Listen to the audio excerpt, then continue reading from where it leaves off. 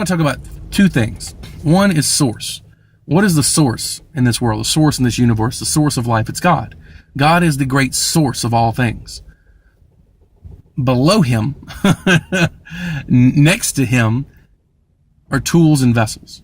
Now, a tool is a situation or a government, or a job or something like that God can use in your life to help you, to grow you, to change you, to help change the world.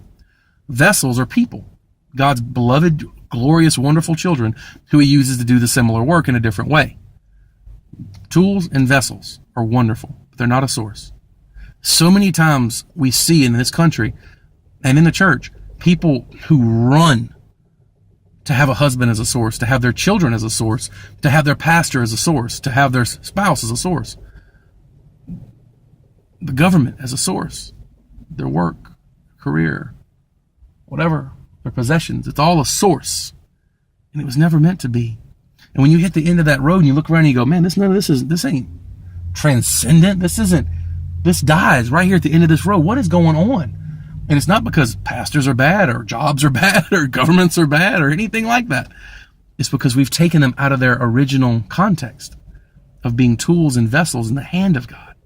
And we've made them a deity because we'd rather serve them than serve God because God scares us.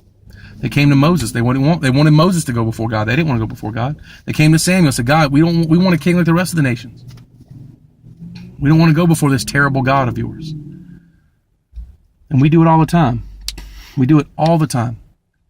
We don't want to know what God would actually provide if we took chances and took risks. We don't want to know what God would actually lead us to do if we trusted him with our whole families and just relied on him for everything. We don't know what God would actually do if we leaned into him as our source instead of our pastors, instead of our teachers, and found out what he wanted us to do with our lives instead of always following someone else's vision. Not that it's bad to contribute to someone else's vision, but it's not good if you don't even know your own. It's not good if you have no ambition to do anything for God on your own. It's not good if you have no hope or dream or thought other than just to come to a church and serve in some service. If that's all you think that Christianity is, it's because you're treating something as a source that is not one. And so they cannot bring you to the next level. They cannot give you what's next. They can only give you what they need you to do. And so most people do in church, but they have very little to do with God. And that's a sad thing. It's a sad state of affairs.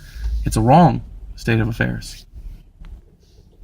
So what do we do about it? How do we change this? How do we do it? I'm going to tell you right now, if you go to God and you say, God, I've got sources in my life that are not sources. I've got tools and vessels lifted up to the level of source.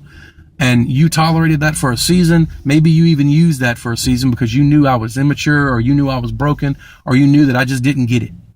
But I want you to tear down the idols on my heart, whether that be a person, whether that be a relationship, whether that be a job, whatever it is. I don't want to look at anything ever again as a source but you. Because if I look at something else as a source, I'm going to let it define me. That's the key attribute of being a source, is you define what you create. You create and define.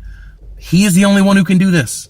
If you let someone else create and define you, all they're going to do is make you in their image. That's all they can do, because they're not truly a source. All they can do is replicate themselves over and over again. And that's not what a source does. A source replicates something new.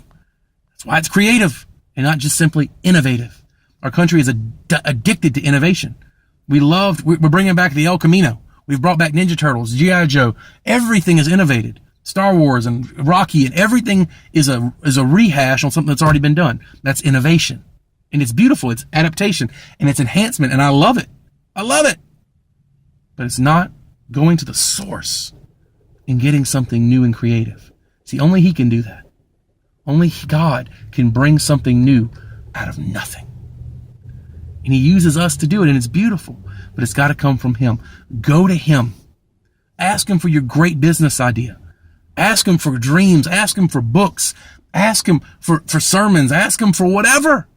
For vision and hope and future and prophetic words and gifts and everything. Go to him and ask him for freedom. Ask him to pray for you. Jesus prays for you constantly, in case you don't know that. Ask him. Stop waiting on a man to come do it. Stop waiting on the job or the government or something else to come do it. And you do it through your relationship with the source. Jesus came to remove the system that had a buffer zone between people and source. And we constantly fight to put it back in there because we're terrified of what would happen if we had to deal directly with God. Lose the fear. Certainly lose people that are a source to you. Because I'll tell you right now, That's a bad plan.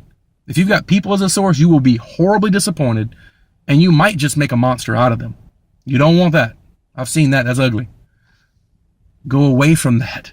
Realize the only person you can trust with this kind of power and authority and everything like that is God. And trust Him.